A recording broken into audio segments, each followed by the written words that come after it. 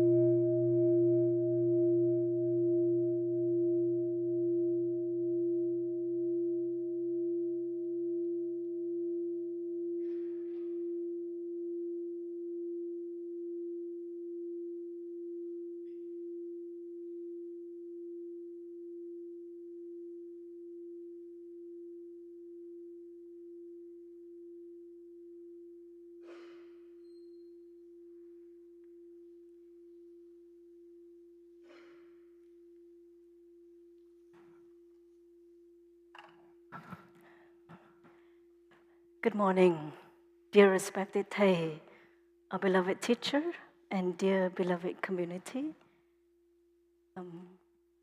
For our friends and monastics sitting in the back, can you hear me okay? Thank you. And those in the front, you can hear me? And you can see me? I hope in my next life I can be a little bit taller so that you can see me and I can make good use of the whiteboard. You know, with the whiteboard, I can only use half of it because of my height. My name is Sister Bồi Nghiem, Sister Trooper, not Trooper. And my pronouns are she and her. Today is Tuesday, April 9th in the year 2024. And we are sitting in Ocean of Peace Meditation Hall at Deer Park Monastery for the wake-up retreat with the theme Opening the Path, Opening the Joyful Path.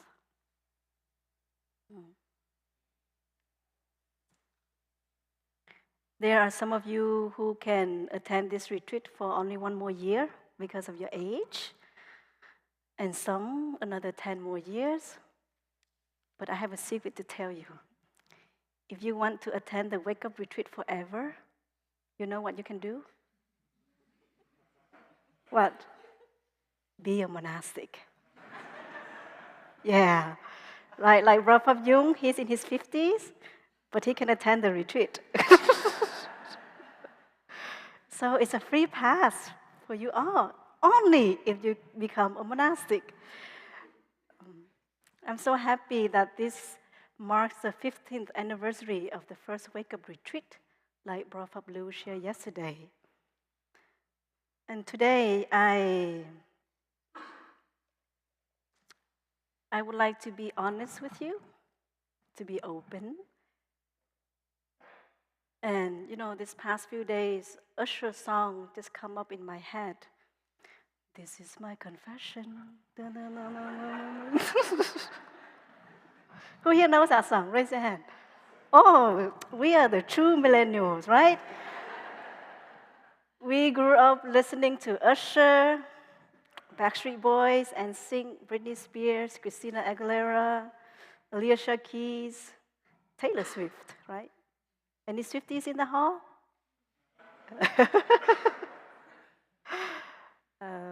Beyonce. But we're also a great fan of Zen Master Thich Nhat Hanh, right? And following our teacher's teaching, we can really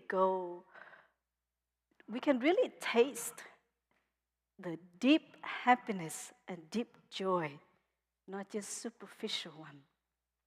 So first of all, I like to express my deep gratitude to all of you for attending this retreat. This is a great gift you give to yourself.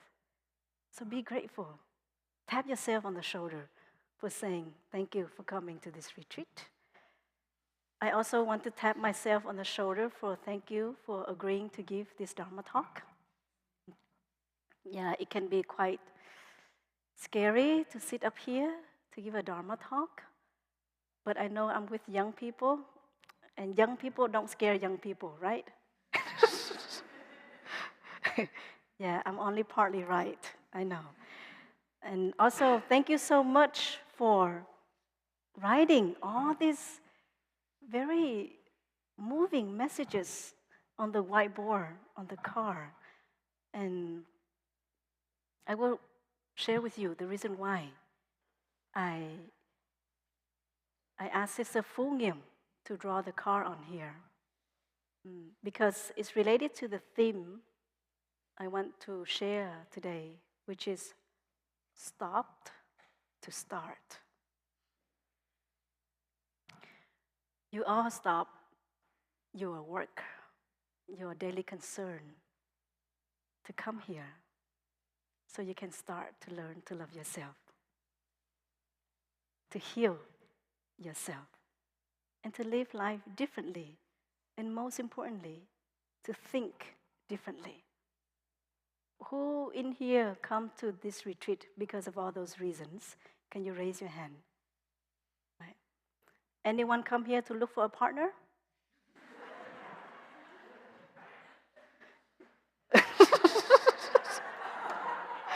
We have a sister raising her hand. Are we having the correct translation? Can we make sure that the Vietnamese translation is accurate?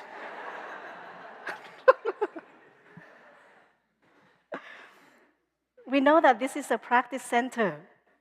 We come here to heal and to look deeply into the root of our suffering.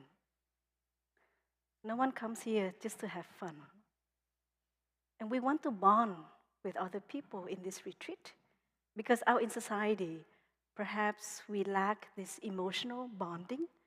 And so coming here, everybody looks so beautiful, right? Everybody's like glowing. And this is a great place to practice, to learn self-love. And it's also a very easy place to fall in love. Do you agree? Because we all walk on this spiritual path.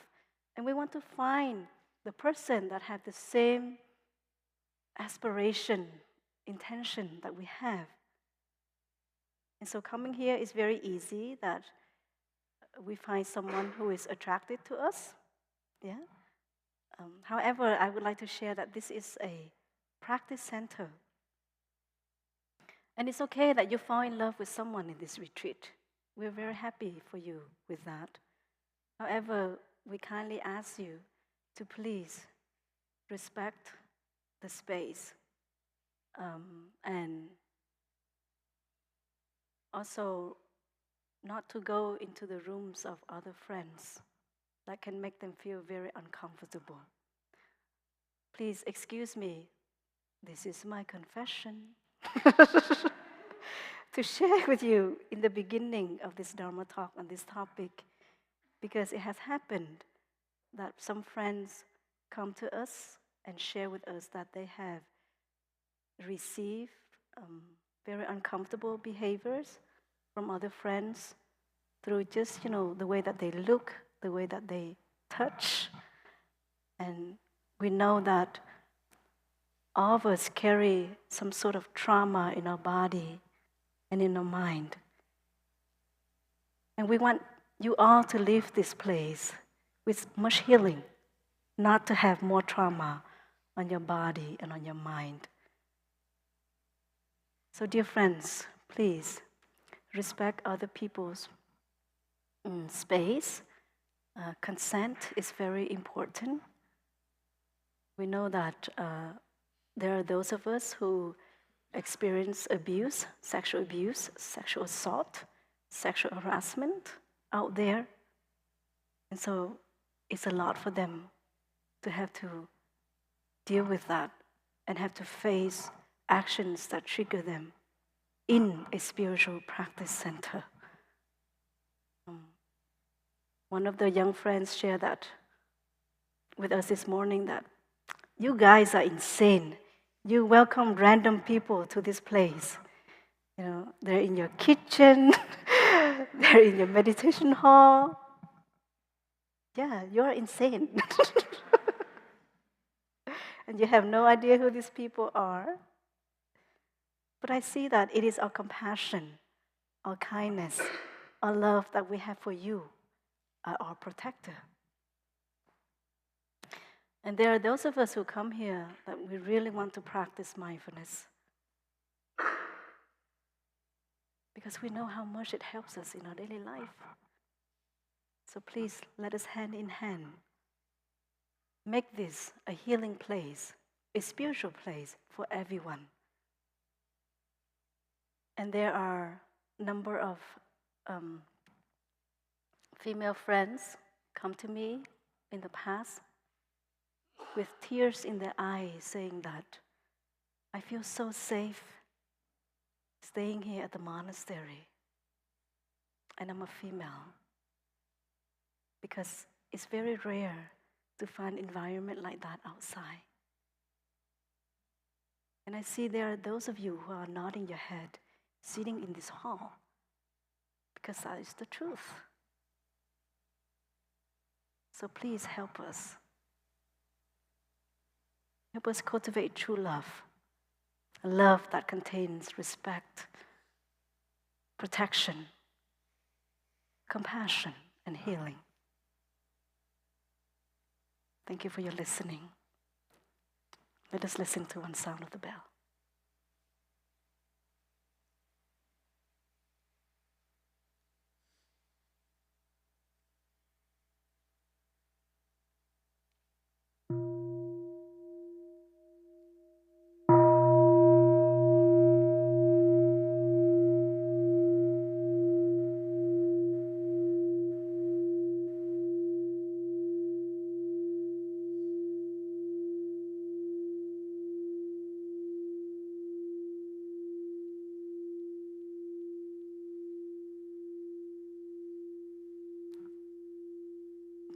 Before I continue, I'd like to introduce to you two friends, Tonks and Bee. Could you please stand up?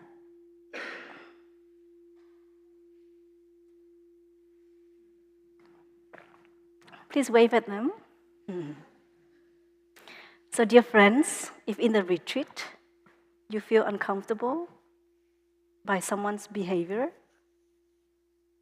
and you need support and you would like to share with someone from Deer Park community, please come to Tonks and Brian and they will help you. Please know that we are here for you. We are here to love you, to hold you, to respect you. Okay? Don't remain silent, because sometimes silence is very harmful. So thank you so much, Bee and Tonks, for your kindness and for your presence.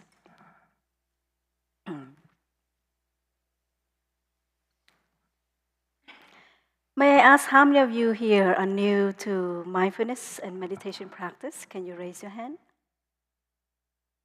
Oh, wow. This is wonderful. And how many of you drive cars in your daily life? Okay.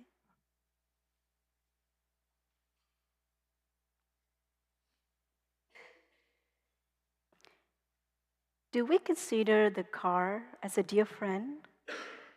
Or do we consider it as just an owned property?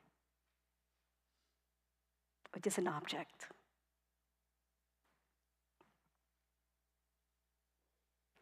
Do we sometimes ask ourselves, what would my life be like without a car? It can be quite difficult, right? How is our relationship with the car?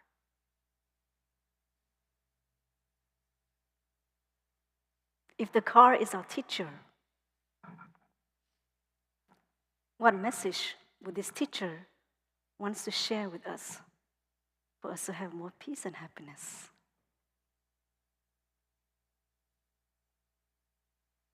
Since the theme of the retreat is opening the path of love,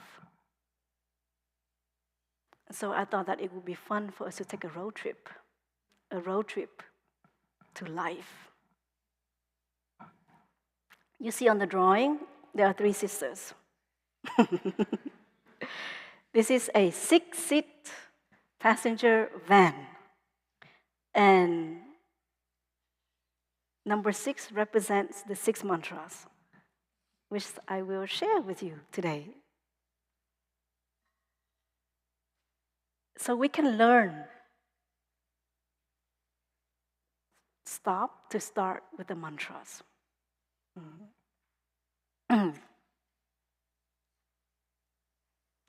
When driving on the road, we see red light, stop sign. What are their purpose? Everybody knows this. You pass your examination test, right? Very easy for us to stop. Stop to what? To avoid collision. To pay attention to the pedestrians walking on the road. And also for us to take some moments to come back to our breathing, to see the blue sky, smile to ourselves, be grateful to the people on the road that are not taxing and driving at the same time. So we stop not just to prevent collision, but we stop to enjoy life. And when we are on the road driving, we take turn to be first, second, third, or last. And that's how life is. We can't always be the first one. We can't always be number one. Sometimes our destination is the starting point for somebody. And sometimes our starting point is the destination of somebody. And driving on the road, we open our eyes. Our eyes are like bodhisattvas that help us to observe what is going on, to protect ourselves and to protect people. And from time to time, we see the yield sign. We yield other people to go first. Sometimes we have the right of way, but we can still yield, right? We yield doesn't mean that we lose something. No, we don't lose anything when we yield. As a matter of fact, when we yield, the compassion inside of us grows. And at times, we provide safety to ourselves and to other people. So it's the same in life, in the workplace. We yield.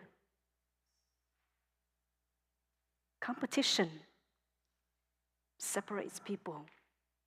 Collaboration brings people together.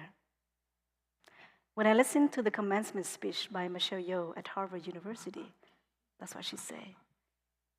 Collaboration makes us stronger. Competition, no. It will get us anywhere.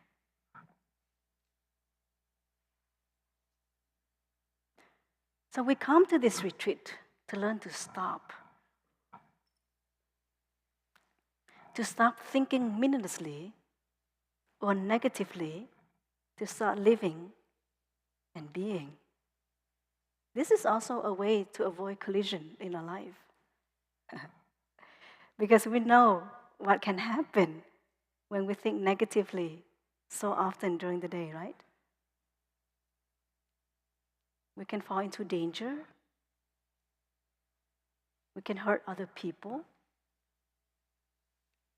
And our life is pretty miserable. And to slow down. Imagine if the sisters are driving on the road and the way that they stop, just suddenly like that, bam, on the brake. What can happen? The passenger can have headache, even vomit. Heartbeat would increase. Stress would accumulate in the body. Fear would come up. So when we drive, we know that when we press on the brake, we do it slowly.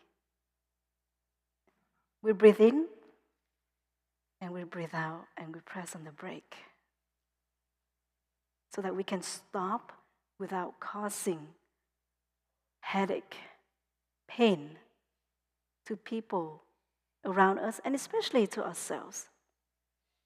So I feel that when we really learn the art of driving on the road, we can implement so many of these skills in our daily life. Over the past 4 months, 7 sisters and myself, we learned how to drive from California Handbook.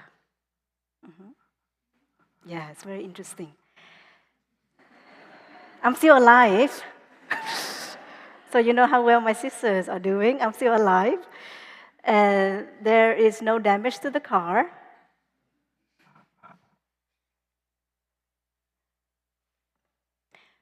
And when I read the manual, I felt that, wow, this is pretty amazing.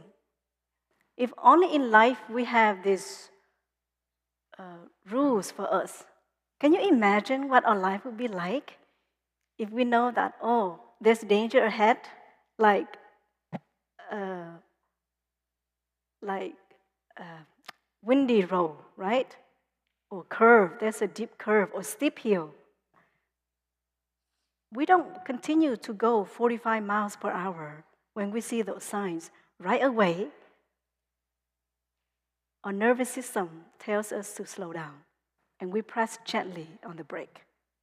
So, in our daily life, when we know that tomorrow I will have a very difficult meeting with my management team, that's kind of like a steep hill. And we know that right now, I'm going to come back to my breathing. I take my time to walk from one place to another place, to come back to my breathing, and most importantly, to tell myself, I am here for you. When we know there is a steep hill, there is danger on the road, there is construction zone ahead, we slow down. There are dangers in life that we know ahead of time, and there are dangers that we don't know. Right? And we don't just learn to slow down when there are dangers. We learn to slow down in our daily life when things are going well. Let's say in the past, the way that we drink our tea, very quickly, done. But now, to prepare for us to slow down in times of danger, we take our time to drink tea like this.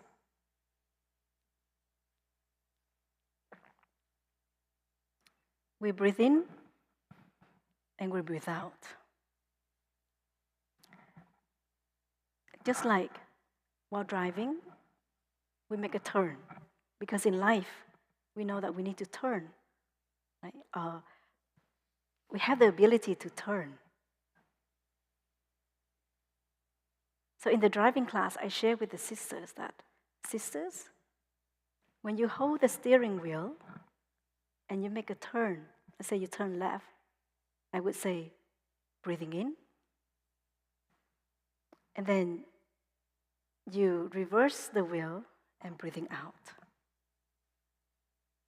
So every time they turn, I would say, breathing in and breathing out. I do this so that they can relax when they turn and not hit any other object on the car, on the road, and to relax their body. And I also relax myself when I say that. So in life too, when we know that we will make some turning point, we can prepare ourselves for that. So dear friends, I invite you, every time you make a left turn, you breathe in. Bring the steering wheel back to the middle, you breathe out. Turn to the right, breathe in. To the middle, you breathe out.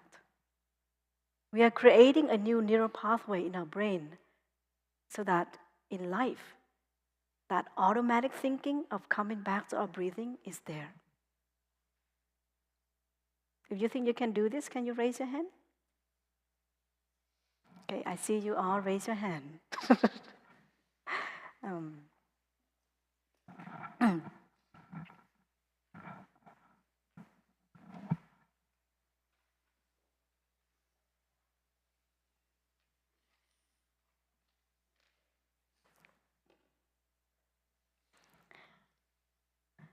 I don't know the exact time period our beloved teacher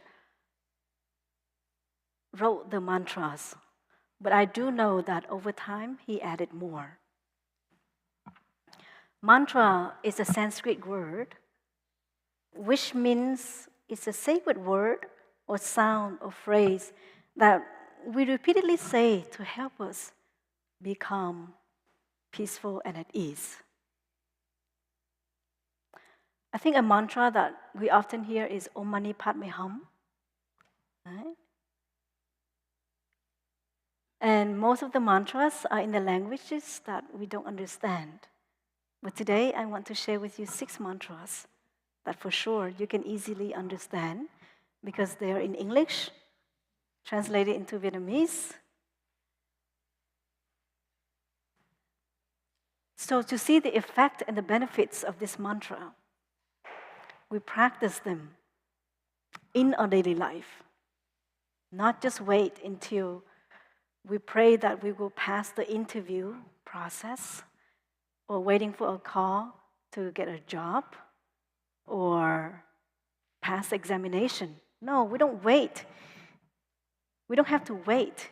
We practice this when we are driving our car, when we are brushing our teeth, when we defecate or urinate. Yeah.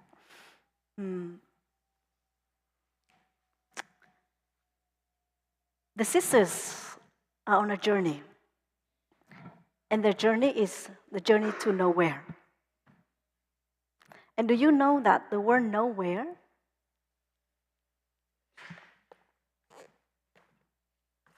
when you write it out, the word nowhere, what do you see?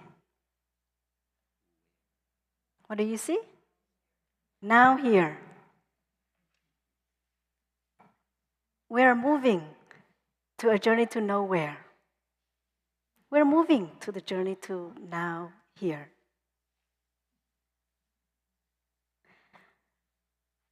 And on this journey,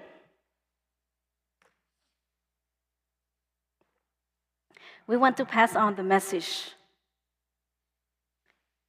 that our friends help us to stop, to start.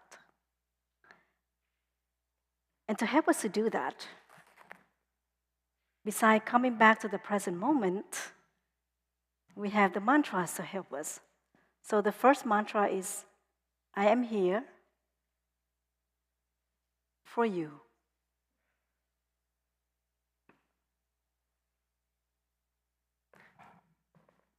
We offer our presence to those we love.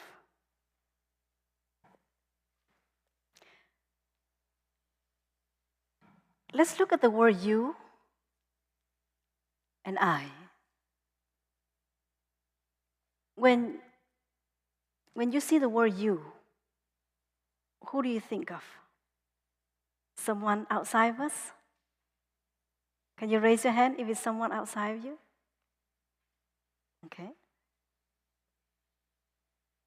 But I want all of us to think differently. When you hear the word you, please think of yourself. And I here is not just ourselves, but it's something that can also be external. Let's say this flower is here, and if we are really present and take some time to stop, then we can hear the flower say to us, I am here for you. Right? And I'm here for you too, flower.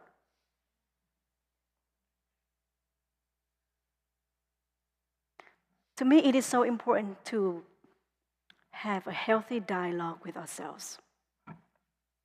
This is why on the board, when I invite all of us, or most of us, to write a statement that has the word stop to start,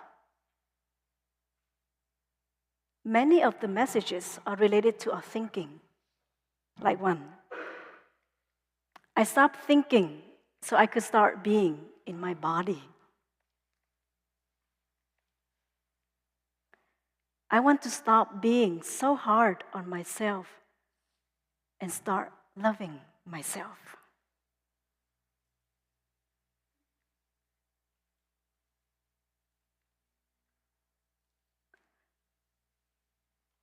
I can stop holding shame so I can start to heal.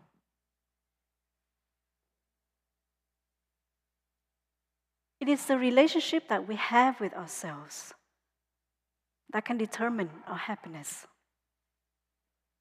Yes, we need love from other people, but that's not enough. At the end of the day, it is the love that we have for ourselves that saves us, right? That heal us. Because who is with us 24/7? Who? Who can think for us? Who can replace our thinking?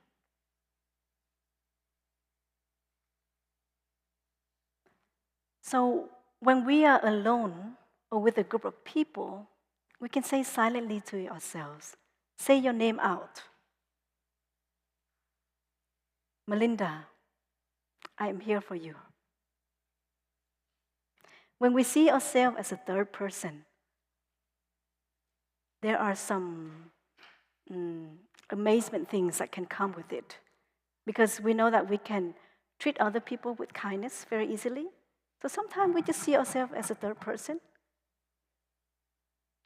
And in my daily life, whenever I walk from here to the dining hall,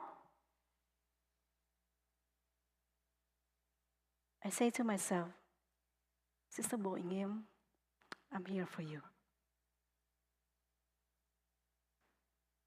And I make sure there is love in that message.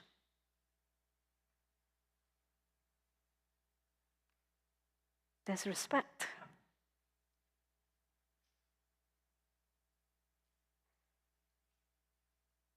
And sometimes I say, my sadness, I'm here for you. Yours, mindfulness.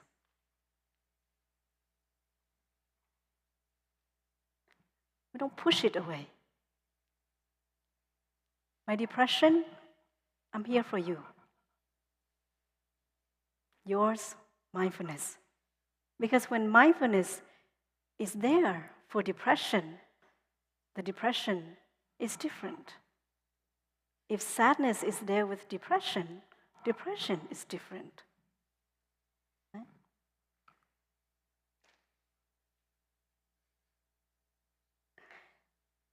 I consider myself as a weird person in some way.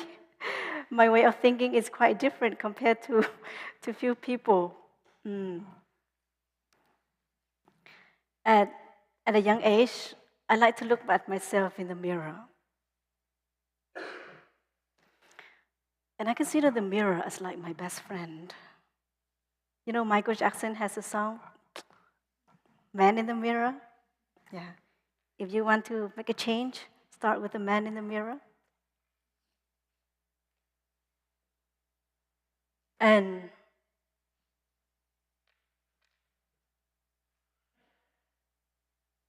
I say this not to have pride in myself or making you feel guilty. No. I say this to let you know that you also can do this. There wasn't a moment where I look at myself in the mirror and I dislike myself.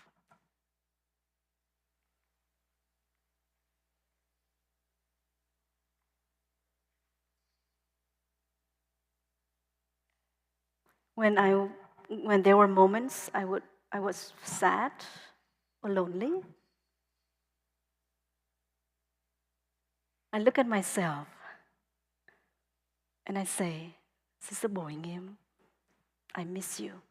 I miss you very much. Because I know my personality. I know my identity. But sometimes this sadness or this loneliness just overtake me and take my joy away. So when I say, Sister Bo Nghiem, I miss you very much, what I mean is that I miss your joy. I miss your happiness. Just to acknowledge that is also enough to take care of my sadness and my loneliness at times. And it's a way to say, I am here for you. And when we are able to do this to us with ourselves, And when we do it with other people, it's very authentic.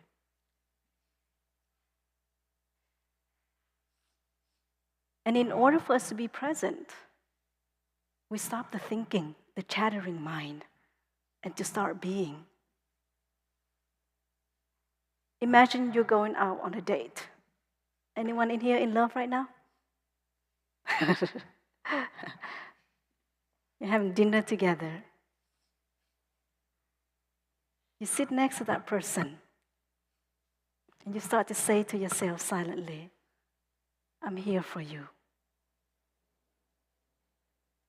And then you look over at that person, and you say, I'm here for you. Do you know that you are secreting oxytocin at that moment? And oxytocin is a love hormone. It's a very wholesome hormone. And when we just be with someone and we say that, it's very pure and wholesome. In the monastery, we secrete oxytocin, and we all practice celibacy. The monastics, we practice abstinence.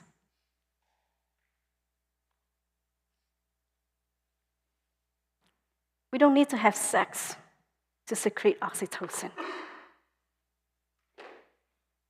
Just by saying, I'm here for you, we're secreting. And if in our body we don't have enough oxytocin, then it's very easy for us to have anxiety and depression. So dear friends, when we hold someone's hand, when we pat a pat, when we take time to eat, or when we sing together, it's a way for us to secrete oxytocin in a very wholesome way. So I invite you to secrete more oxytocin in ways that is not harmful to our body and to our mind. And there's no regret or shame after that. It's possible.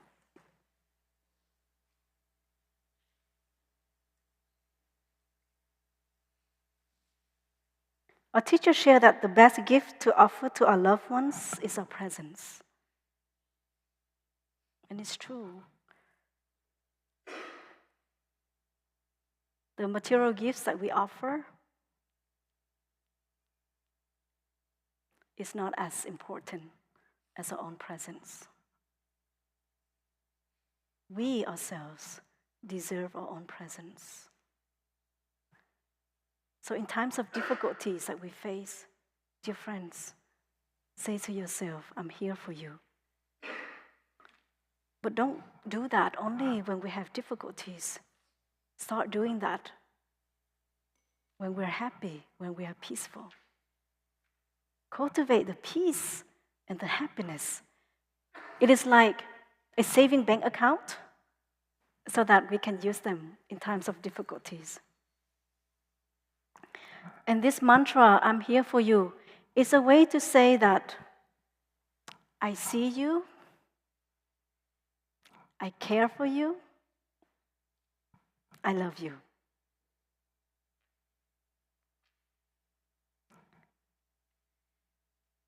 So, we learn to do one thing at a time. We are so good, as young people, we are so good with multitasking, right? We can have laptop on, 2 laptops on, phone on. What else? iPad on. And we can do things very well. But then our body is stressful without us knowing it.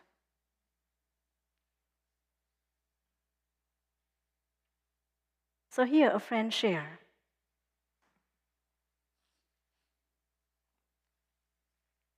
I want to stop starting new projects. Start finishing old ones. So when you're working on your project, say to your project, I'm here for you. And finish it before starting new ones. And that helps us to be faithful. We train to ourselves to be loyal and faithful so that we don't fall into infidelity when we're in relationship. Everything that we do is a training for us to live a life.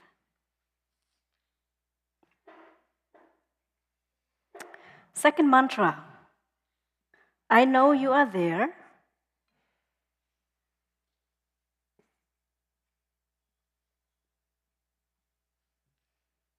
And I'm very happy.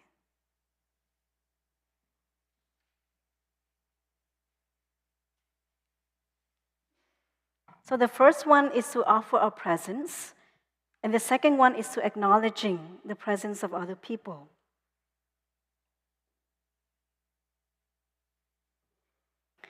When we drive on the road,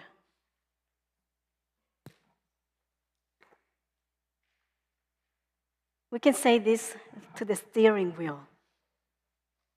Do you ever talk to your steering wheel or to your brake? You see how weird I am? This is how weird I am. I also say to the signal, I know you are there and I'm very happy. Because imagine if I make a turn and I don't turn on the signal, what can happen? Or if the steering wheel is locked or something is wrong with it, I can hit other car and I can get into an accident. So I know that these three sisters here, they're practicing that when they drive. And then we look at the people in front on both sides and the end, and we practice this. I know you are there and I'm very happy. Why am I happy? It is because you are a responsible driver. I'm happy because I don't have alcohol in the body right now. I'm happy because I can see the blue sky. I'm happy because my brake is working. See, these simple things, they're simple, but they are miracles. So next time, when you're driving, don't underestimate a signal, a brake, or a gas, because they can save our life. Just like in our daily life, don't underestimate our teeth, our eyes, our heart. They are miracles because they help us to live our life in a meaningful way.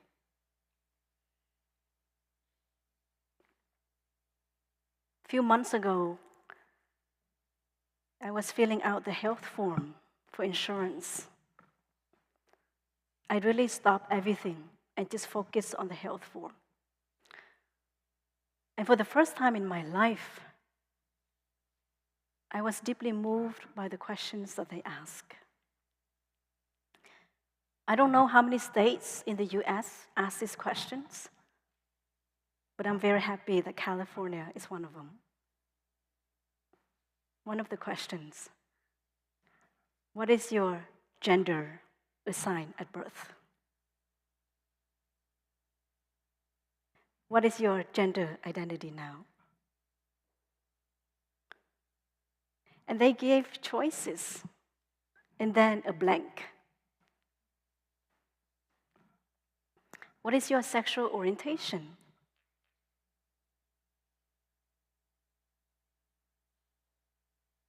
For me, as a cisgender female, before, I did not know, so I thought, what's the point of these questions?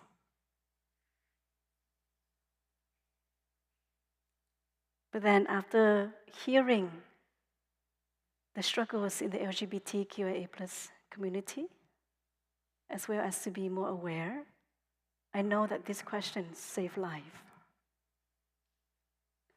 And to support the people in the LGBTQIA+ community.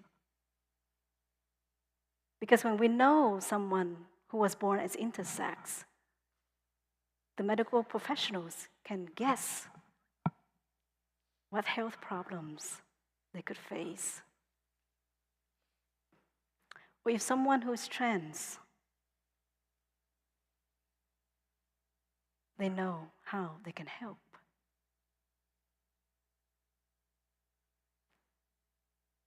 And I was so moved.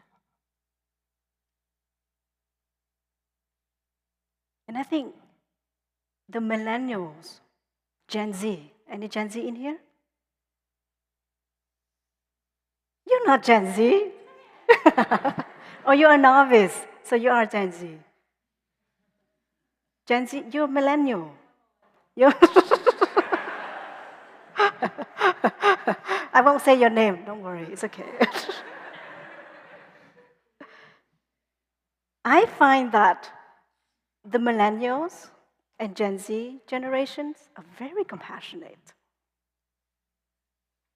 because we are aware and sensitive to gender, to race, to climate change, to social injustice. So I thank you for helping to add these questions to the form. And I hope that it's not only on the health form, but it can be on many other forms, so that this word can be more inclusive. So see, when we see something beautiful, it doesn't have to be a human, a plant, but it can be a cause of change. Then we can say, I know you are there, and I'm so happy. And we say this to ourselves too. We look at ourselves in the mirror, and we say that. Give yourself a wink. Wake up in the morning, even if you had a bad hair day. Unlike me, I don't have hair, so I don't have bad hair day. I'm just kidding.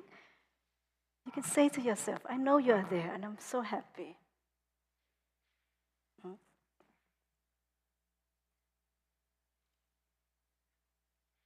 Let us listen to one sound of the bell.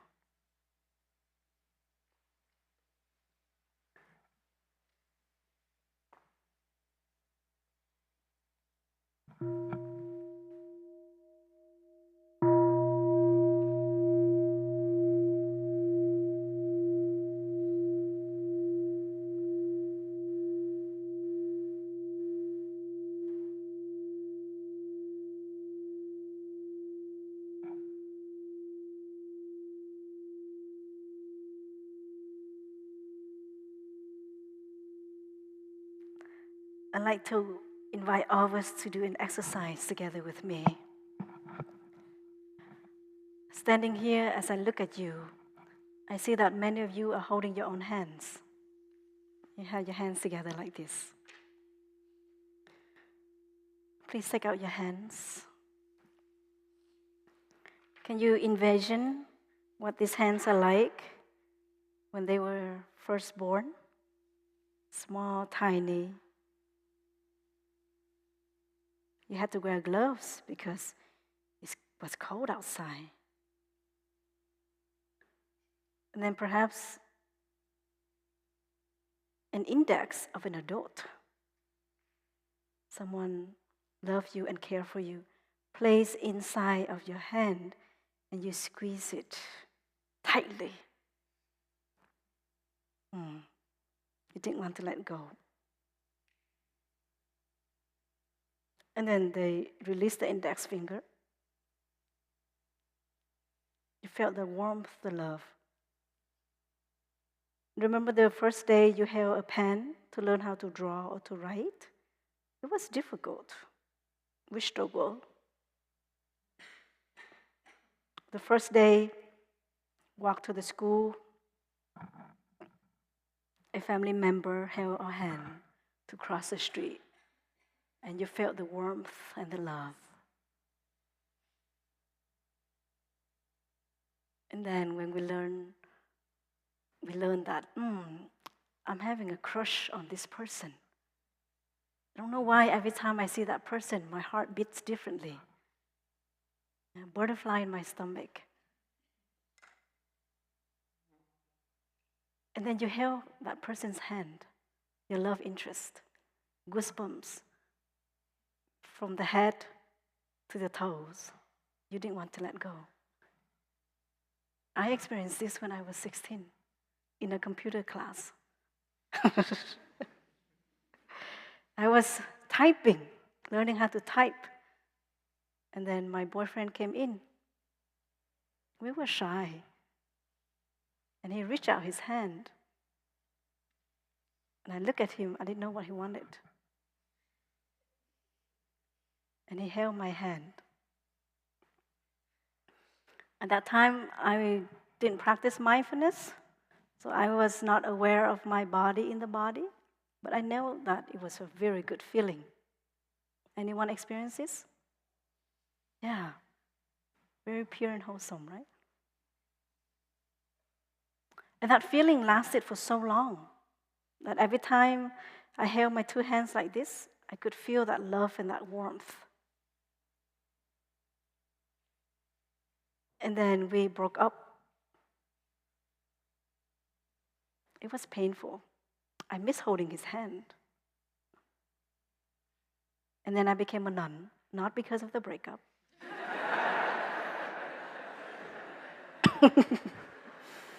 Just for clarification, in case if he listened to my Dharma talk,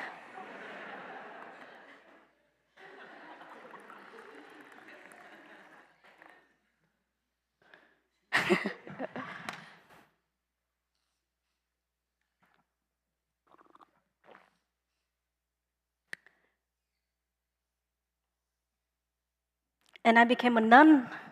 And of course, I can't hold a brother's hand. I would get myself in trouble.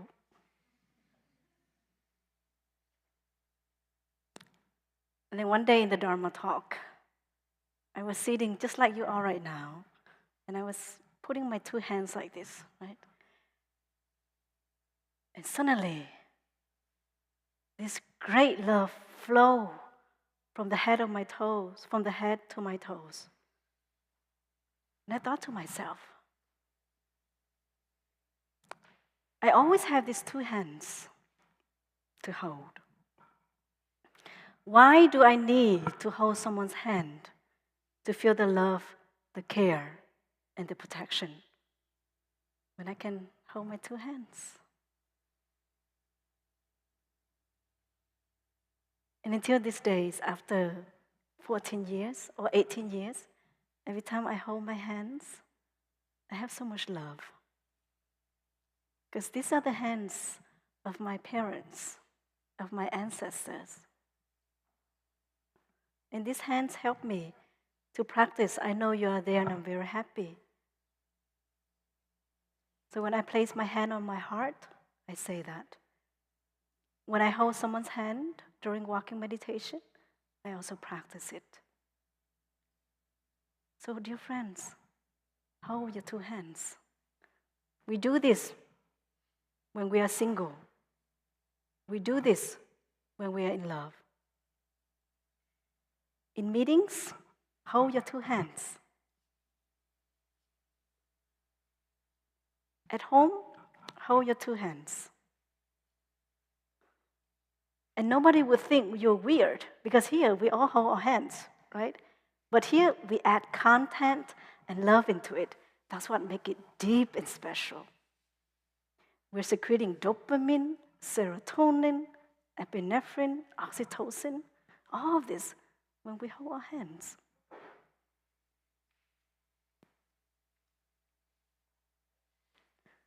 And the day that we decide to break up, it was painful. Anyone experience a breakup? Yeah, I feel you.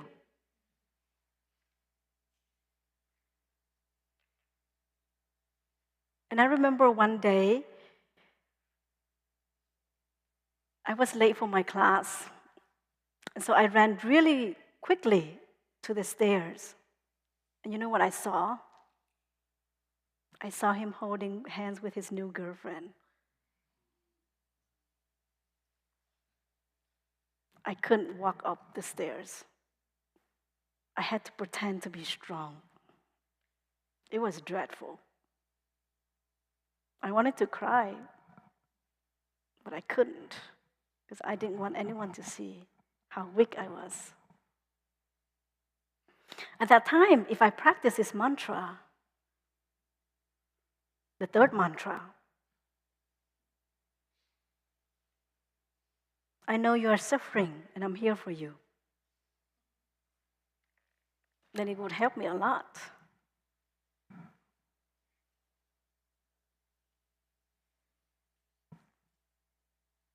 Third mantra,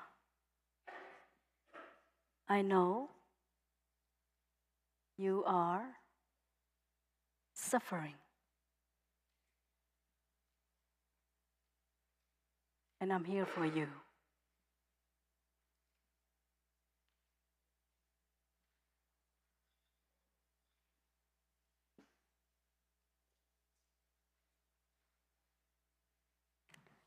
So sometimes I ask myself, these days, we use social media.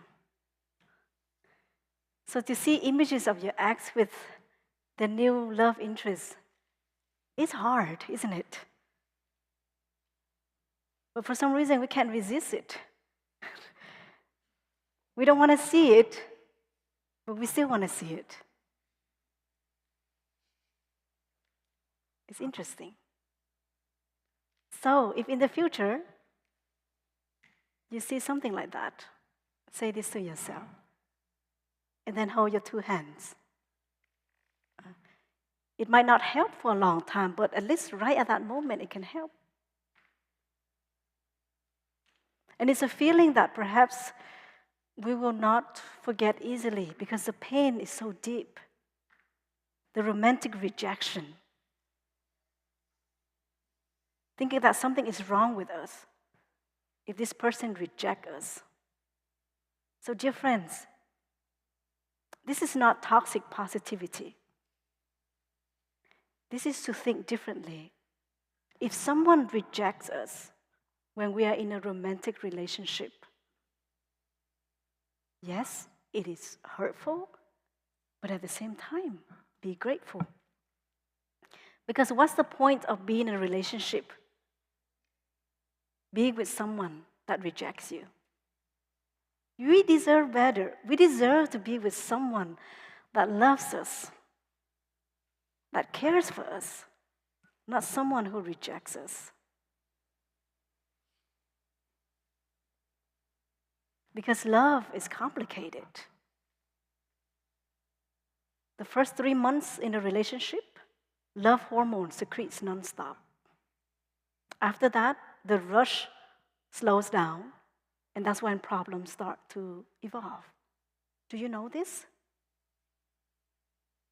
So don't be surprised if after 3 months of your dating, you start to have problems.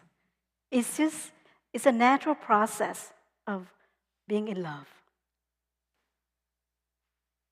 So to come home and to love ourselves, to be a refuge of ourselves, can help us to be stable in times when we receive rejection from other people.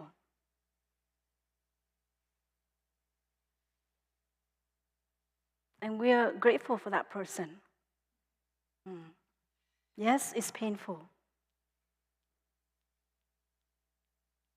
Just like when driving the car, there is something called 3-second rule if you're driving on the city street.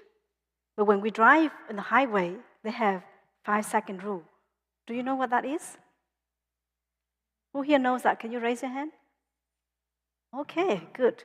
3-second rules mean when you drive, let's say I drive here, and it would take me 3 seconds to get to the end of the hall.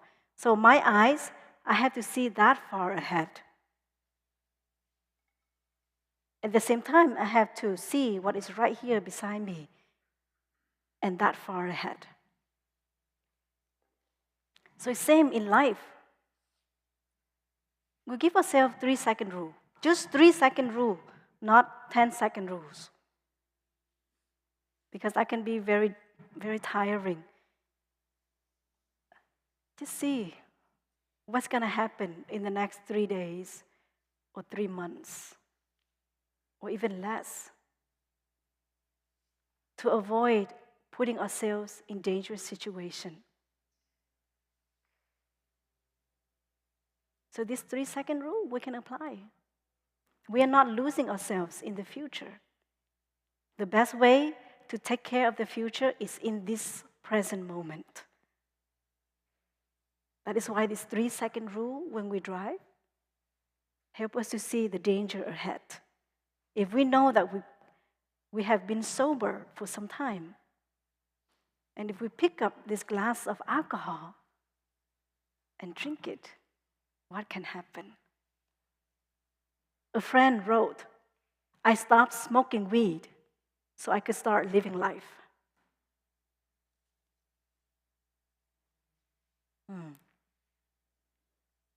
I hope to stop negative self-talk,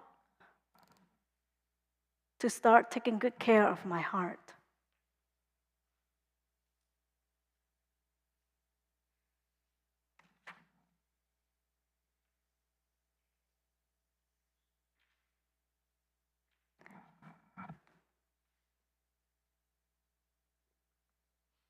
For us to see of our own suffering or other people's suffering, our presence, our undivided attention can be a great support. This is why when we visit our parents, put the phone away. Or be present with our loved ones, put the phone away. It seems like that we only put the phone away the first 5 minutes that we are together with them. And then people around us start to bring out the phone. And we drove for such long distance to see our loved ones. Sometimes an hour, 30 minutes.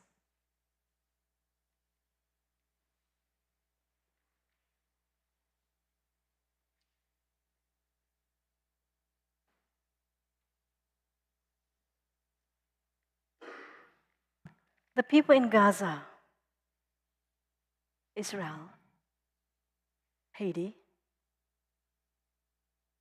in this country, they are suffering. Their suffering is our suffering. But it doesn't mean that we have to suffer to drown in the suffering.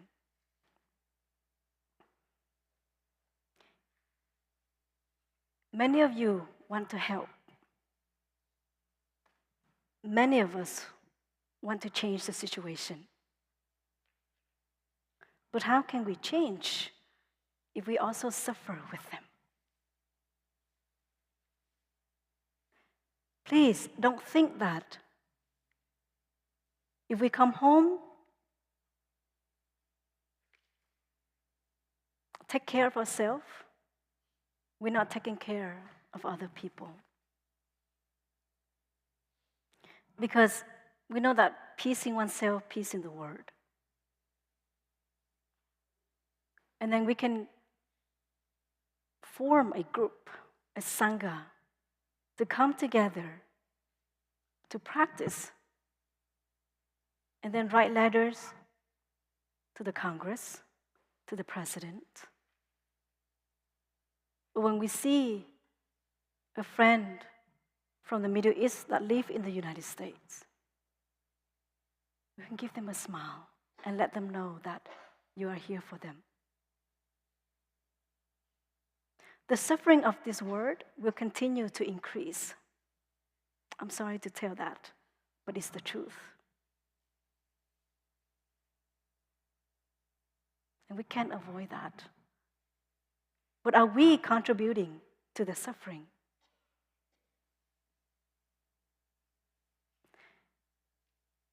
We can only help when we are healthy, when we are peaceful.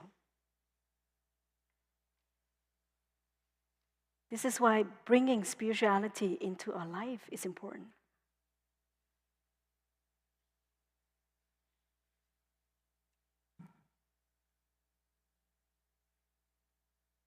And we all have some sort of scars on our body, right?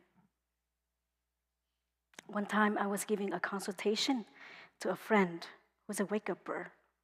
She was wearing a short sleeve. Both hands, from here down, I saw so many scars. And I asked her what happened. And she said, depression.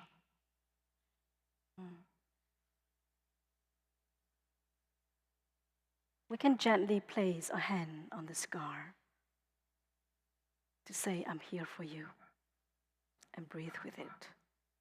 Caress it with your gentle touch instead of continue to blame ourselves for the action that we did in the past. See this scar as like a friend. And when a friend suffers, what do? We let them know that we're there for them, right? We don't push them away. So if there's a scar in your heart, in your body, please remember that.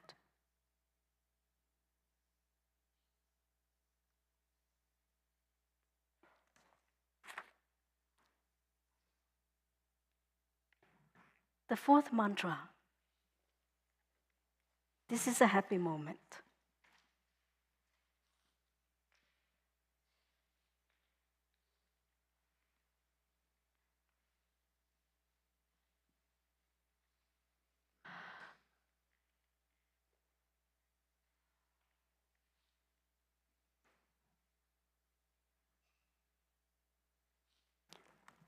I want to share with you a funny story, and we know that this mantra we can practice anytime and anywhere. I have a 7-year-old niece. At that time, she was 6 or 7. And one day we took a road trip. Can you imagine what it's like in the car to have 7 people, ages 6 to 75, on a 9-day trip to 5 different cities? Can you imagine? My niece is super sweet, but she has this tendency that whenever she is joyful and she wants to play, she tends to pee in her pants.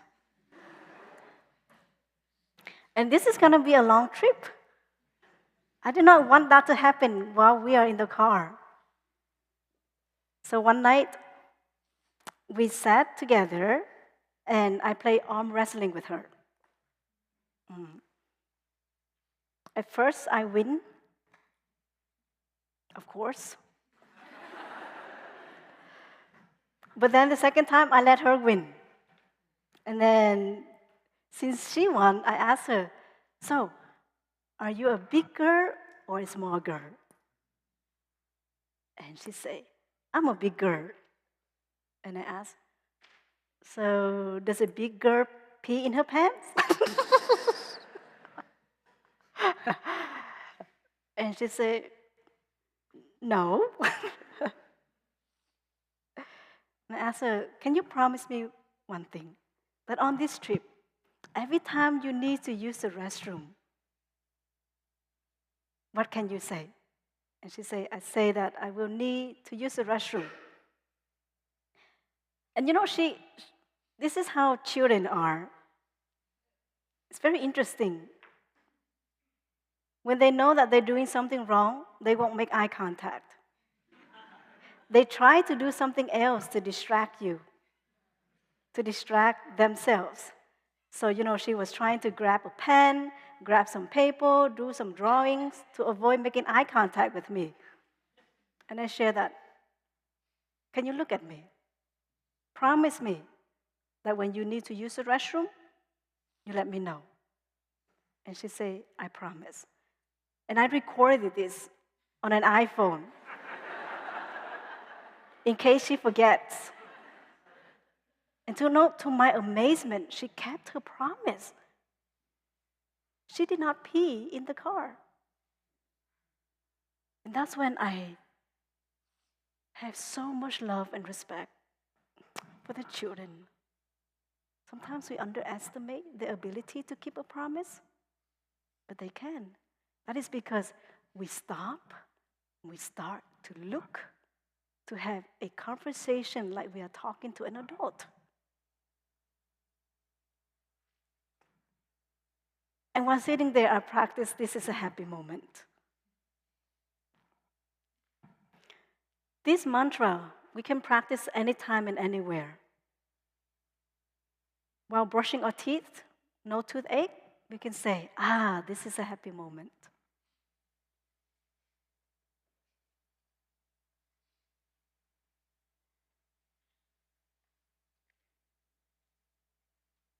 After a breakup, this mantra might not work. But for my experience, it worked. The day after the breakup, I felt so happy and relieved. But a week later, I was sad. I was grieving. However,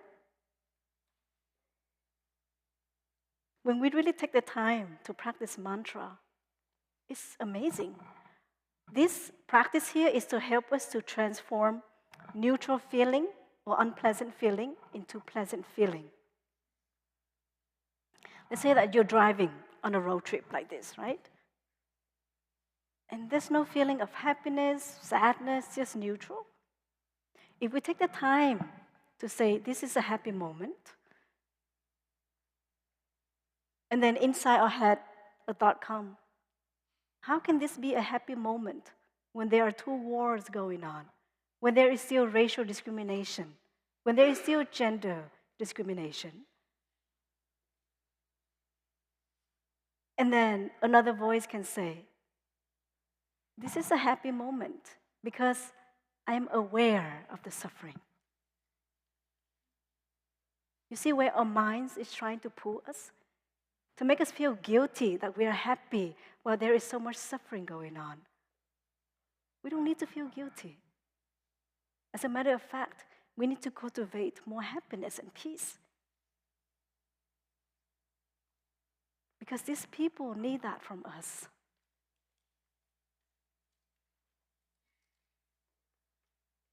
This is a happy moment because I'm aware of the suffering. I'm not ignoring. I'm not too content. I'm not oblivious.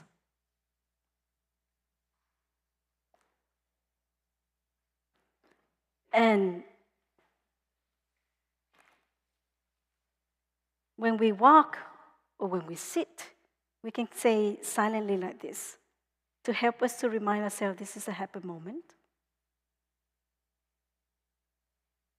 I can look at myself with compassionate eyes.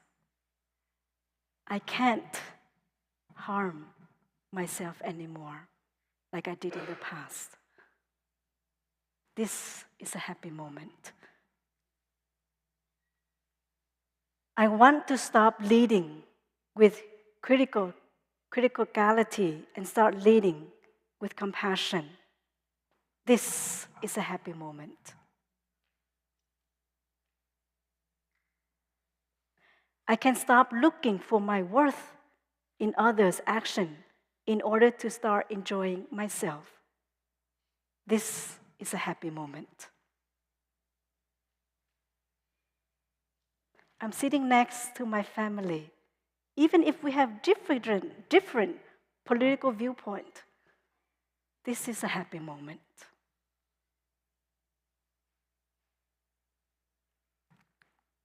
The 2020 presidential election is like reliving itself in the year 2024, right? My brother and my dad and I, we have different political viewpoint. We vote for different people. And when I found out who they voted for, I was so sad and disappointed. And perhaps angry at them. How? How is that possible? And then I thought to myself, Sister Nghiem, imagine if one day you're driving on the road and you got into an accident or something happened to your car. Who would you call? And right away, I thought of my dad and my brother. And that helped me to put aside the differences that we have. If the differences are tearing us apart, tearing our heart, it's tearing up my heart when I'm with you. But when we are apart, I feel it too. Then we bring some similarities in, because we do have some similarities. And we want to love one another. Why are we letting an outsider affecting our love for one another?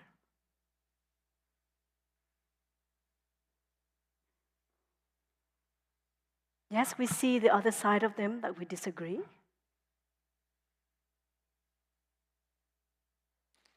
But if something happens to us, who we will call? Just that thought alone helps for us to take care of our anger.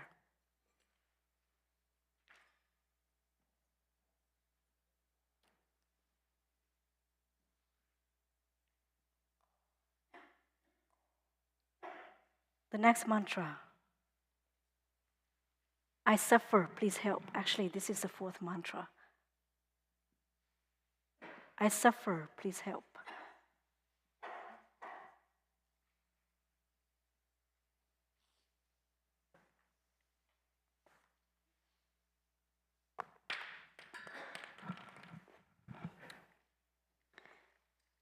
To me, asking for help is not a sign of weakness. Yeah, it's a sign of strength. It means that we are strong. We want to live life differently.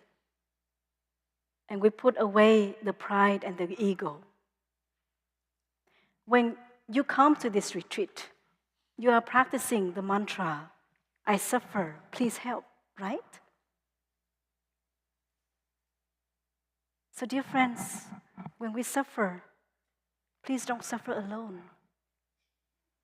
I want you to listen to a song by Alicia Keys, Lifeline.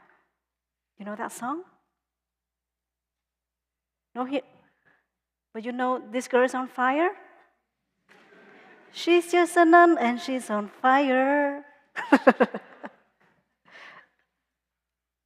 But I want to introduce you this song by Alicia Keys. It's from the movie The Color Purple.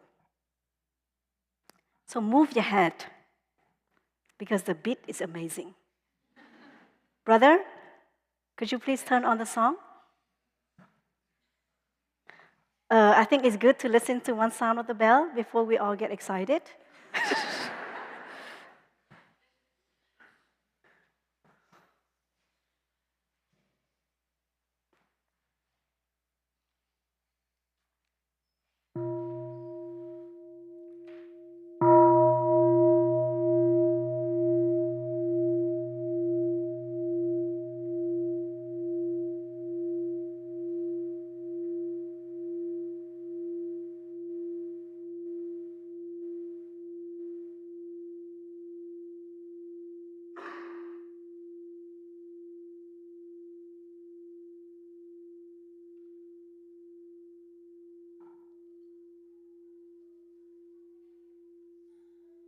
Louder, please.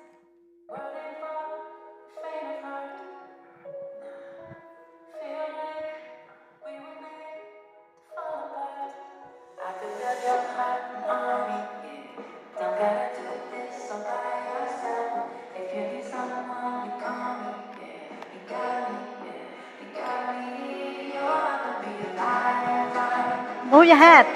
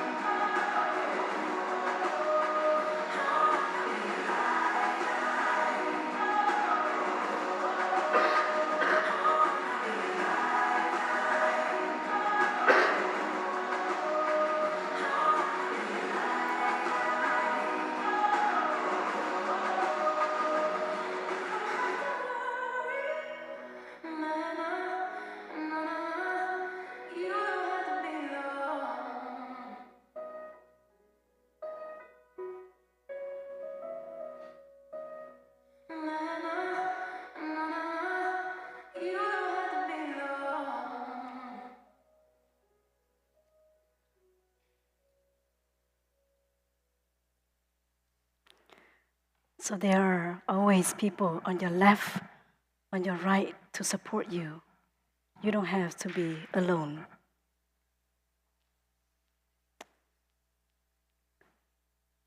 Please know that there are many people that care and love you deeply. In the past, you suffered, and there were moments you wanted to end this life. But yet you are still here. You are here. You decided to live instead of to end.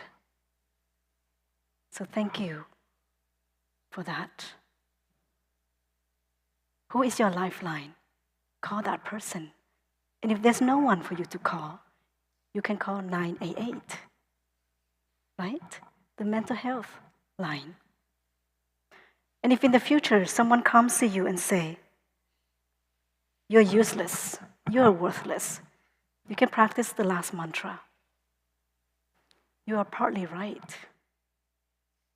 Because in me, there were times I was very strong. Or I am strong. You only see a side of me. Or if someone comes to say, wow, you are amazing, you can also say, you're partly right. Because I also have my own weaknesses. To humble ourselves, and at the same time, to see our self-worth. We are the continuation of our loved ones, of our grandparents, of our parents. When someone praises us, we don't need to be so proud because we know we have our own weaknesses. And when someone criticizes us, we don't have to be so sad because we know that inside we have strengths that perhaps they haven't seen. I'd like to invite Brother Namshak and Sister Hai Chiu to come and offer you all a song before I end the Dharma talk. Dear friends, to love ourselves is to heal ourselves. We can love other people easily, and we can learn to love ourselves easily. If we criticize ourselves 1 point, we say something positively about ourselves. If we look at ourselves in the mirror and we say, you're not beautiful today, and then you can say, yes, but I can be beautiful right now. I will be beautiful tomorrow. Or if a thought comes, yesterday you hurt this person, and then you can say, yes, I know. That's why right now I'm practicing to be more mindful. So that this negative thought is not just in that direction. We can do this so that there's more joy in our life. So that this is really called true love. Your eyes, your smile. True love. We learn to protect, to respect other people's eyes, smile, and love. So this is a song that we want to sing and offer to you. It's a poem written by our teacher, and the music is by Sister Yak Hiếu.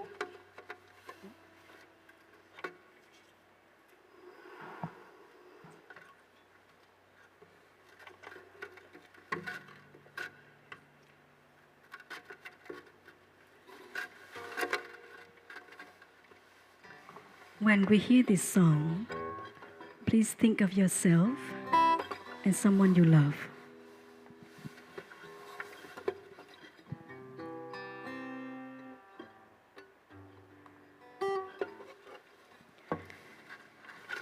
We know that when we are in love, respect plays a very important role, right? And when we know that person doesn't respect us, there's no need to continue the relationship if it only brings tears and sadness.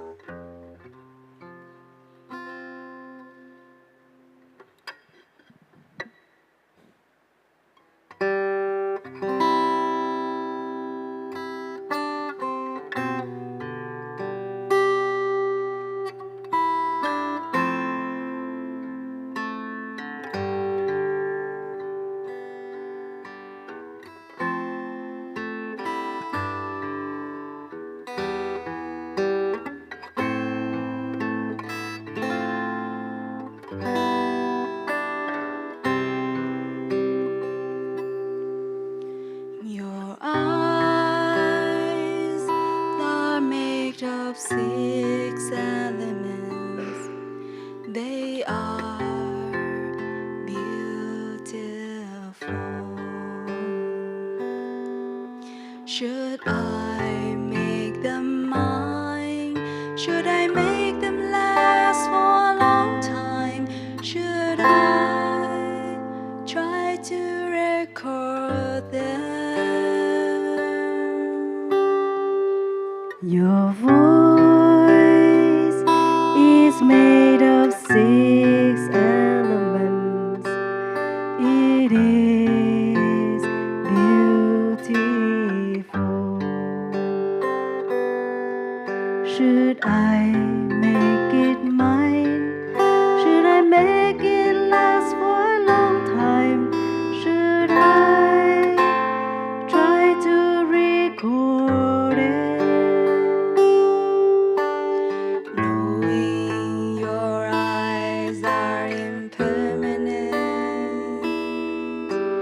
knowing your eyes are not you,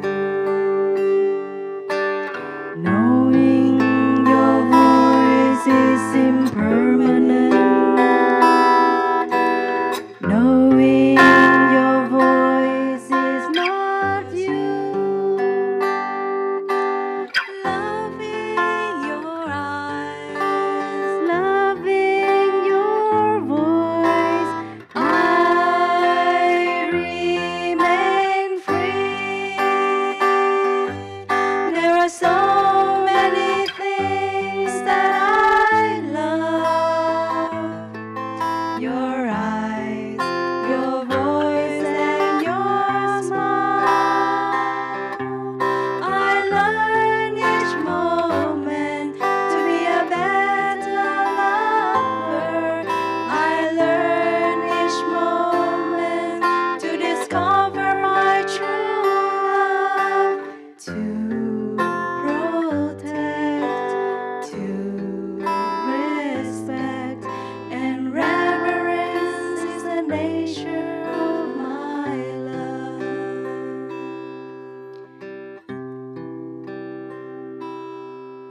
Your smile